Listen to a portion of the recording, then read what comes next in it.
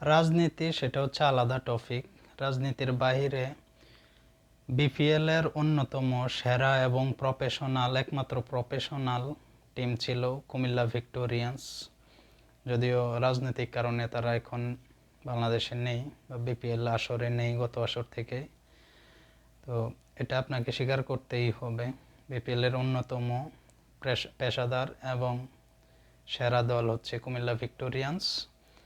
7 বার বিপিএলে অংশ নিয়ে 5 বার ফাইনাল খেলে 4 বার চ্যাম্পিয়ন, সেই সাথে একবার তারা রানার্স আপ হওয়ার গৌরব অর্জন করে। একটি আসর খুবই বাজে পারফর্ম ছিল, আর একটি আসরে তারা সেমিফাইনাল থেকে বাদ হয়ে যায়। আমার দৃষ্টিতে আমাদের কুমিল্লা ভিক্টোরিয়ান্স এখনও সেরা টিম আছে, থাকবে ইনশাল্লাহ। হয়তো কোনো এক সময় বিপিএলে ফিরবে, হয়তো আরও পুরোদমে ফিরবে, আরও পেশাদার হিসেবে ফিরবে, এই আশা রাখি।